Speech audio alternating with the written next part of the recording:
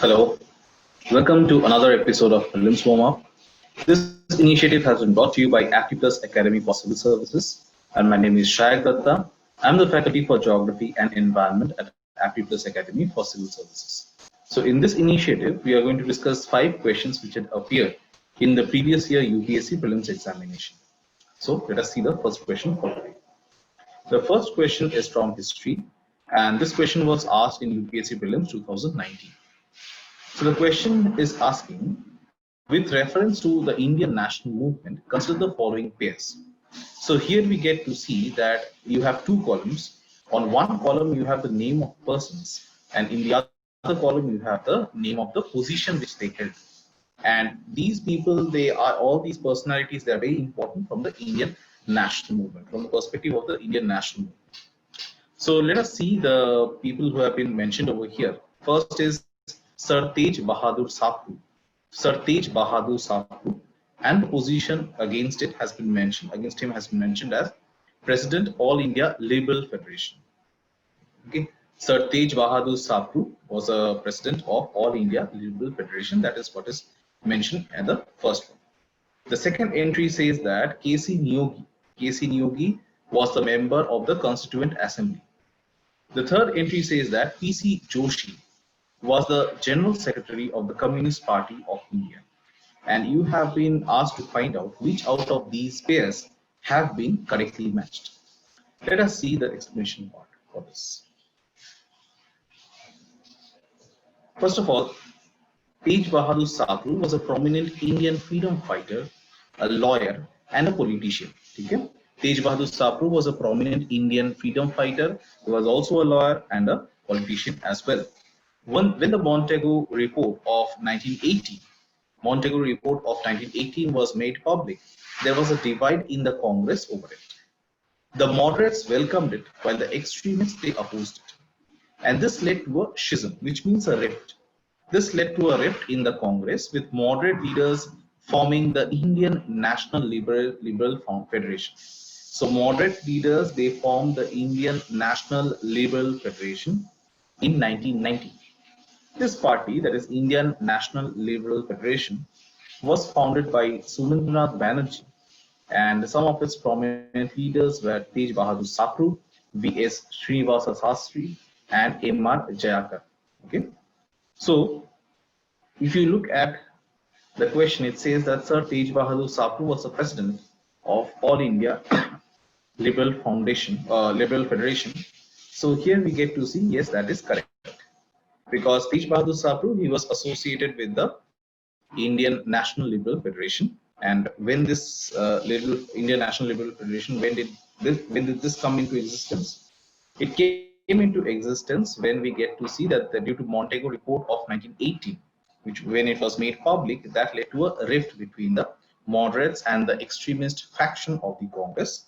And as a result of this, we get to see that the Indian National Liberal Federation, it came into existence in 1919. And this was formed by the moderate faction of the Congress.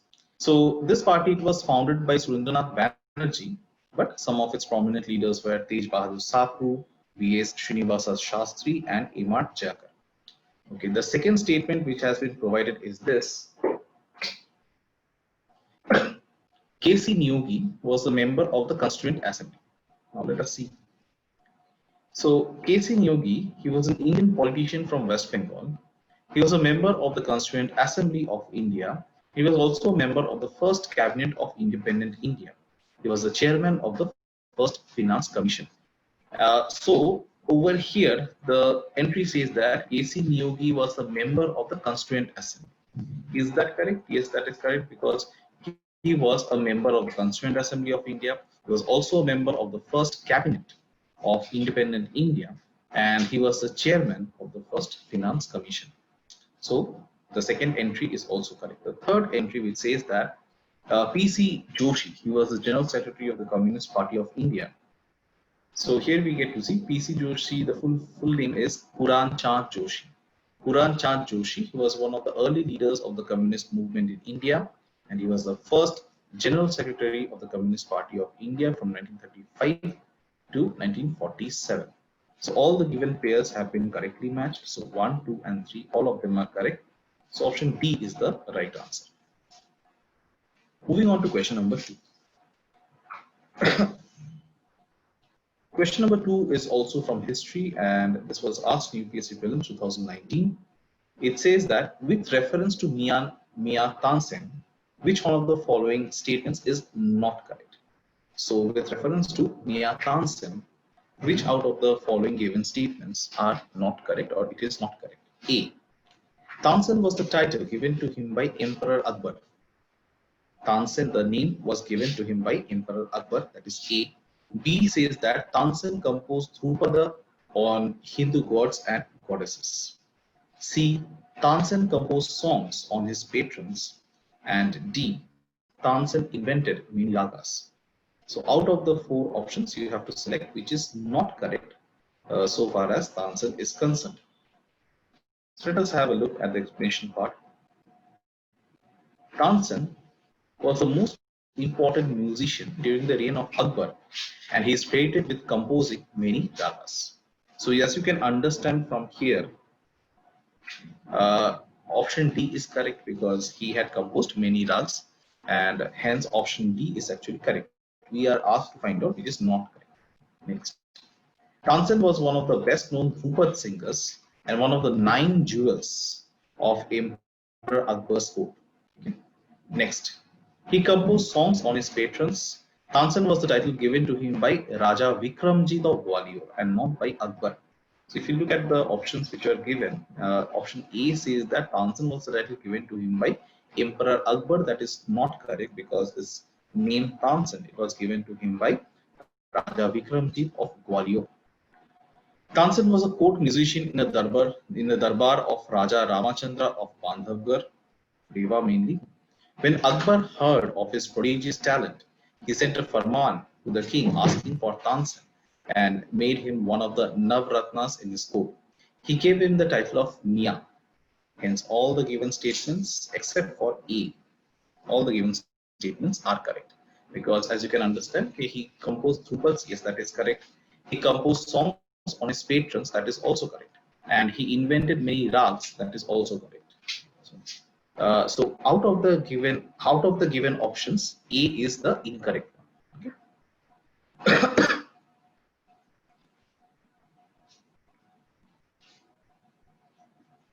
Tansen was the most important musician during the reign of Akbar, and he is credited with composing many rags.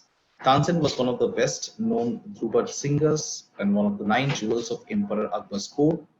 He composed songs on his patrons, and Tansen was the title given to him by Raja Vikramjit of Gwalior. So all this we have seen.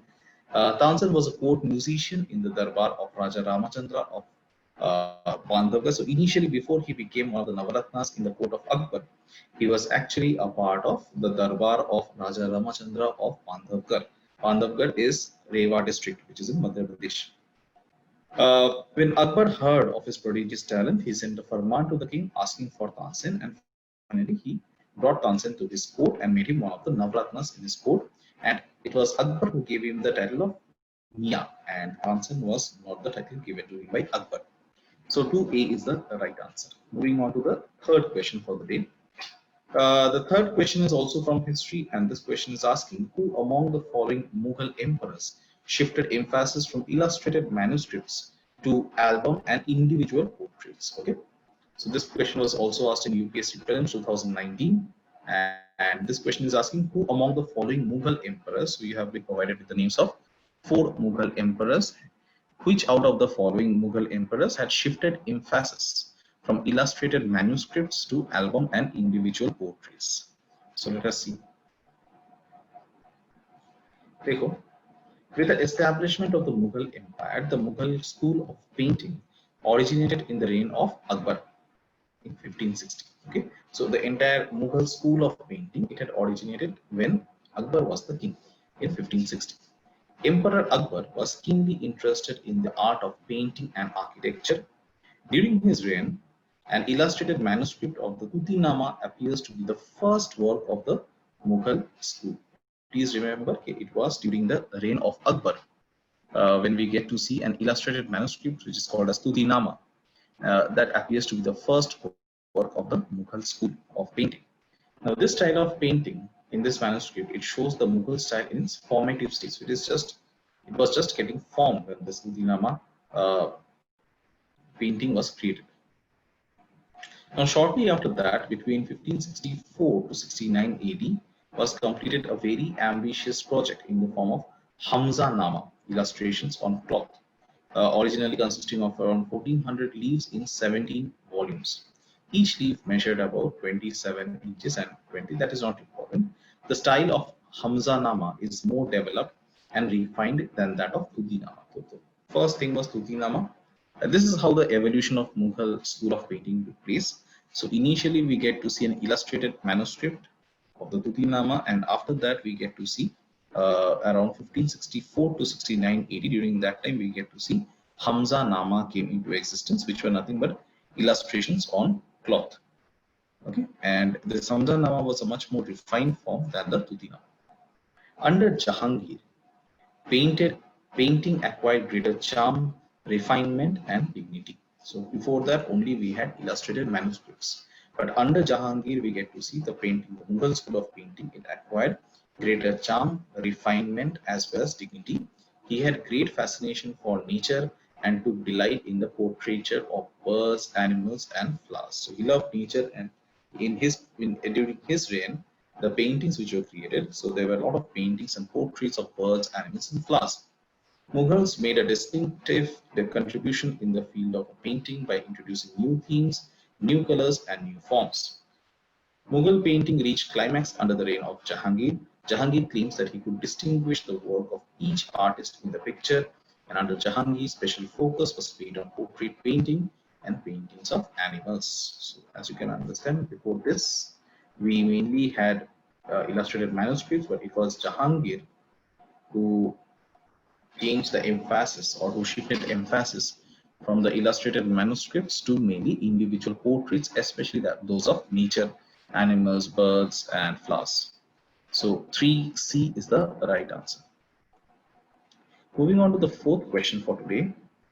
The fourth question is from environment, and this question is asking, which one of the following national parks lie completely in the temperate alpine vegetation? So basically, different type of vegetations will exist. One such vegetation is what is called as temperate alpine vegetation, and this kind of a change in vegetation, it will take place either with latitude, that is, if you're going from equator towards the poles, there will be a change in the type of climate experienced, and consequently there will also be a change in the type of vegetation which is found.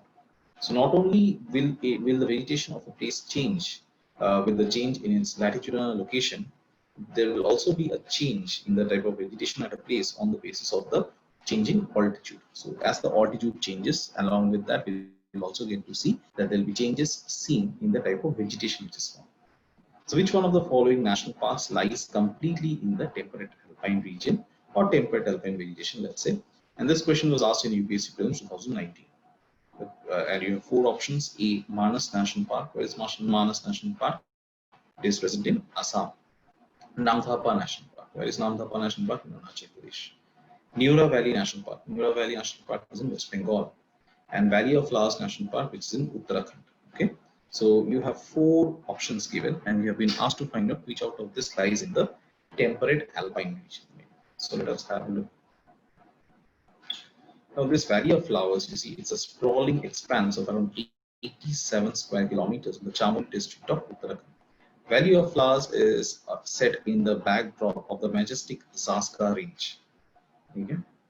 The valley is situated at a very remarkable area, which is the conversion point of Himalayan ranges, that is Zaskar and the western and eastern Himalayas.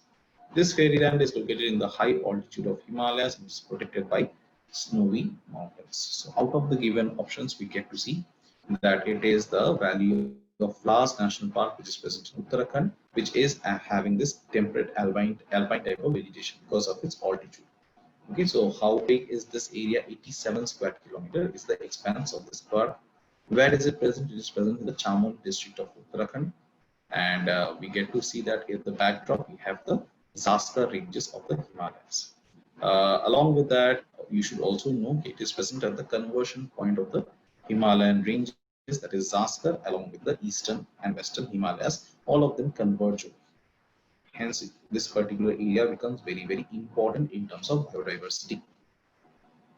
It is present in the high altitude areas of the Himalayas and it is protected by snowy mountains, as you can understand. So from this question, we get to see the right answer is the Valley of Flowers National Park of Uttarakhand. Okay. Now, moving on to the last question for the day, the fifth question, and this question is from Science and Technology, and this was asked in UPSC Prelims 2019. So this question is mainly from current affairs part actually, and this is asking the Atal Innovation Mission. It is set up under which out of this? Okay, the Atal Innovation Mission. It is set up under which out of these? A, the Department of Science and Technology. B, Ministry of Labor and Employment. C, Niti Aayog, and D, Ministry of Skill Development and Entrepreneurship.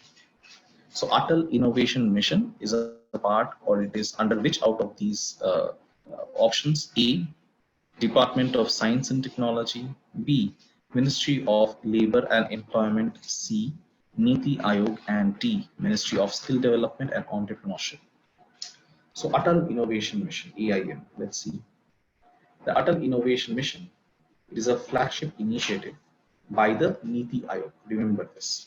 The Atal Innovation Mission, it is a flagship initiative of whom? Of Niti Aayog, to promote innovation and entrepreneurship across the length and breadth of the country.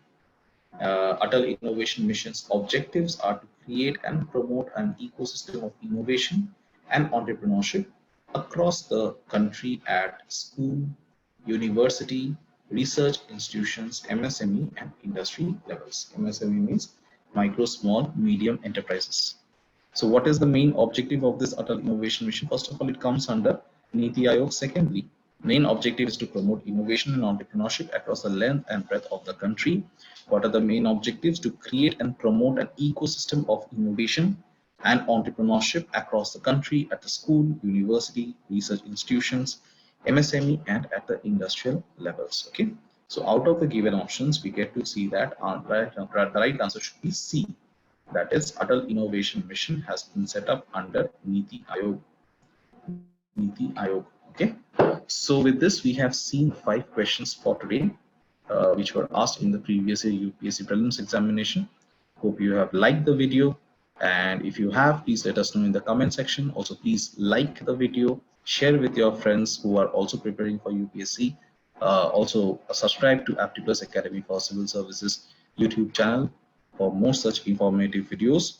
We'll be back again with another episode of Prelims Warm Up, where we'll discuss another new set of 5 questions which were asked in previous year UPSC Prelims examination. So till then, stay safe and study hard. Thank you so much.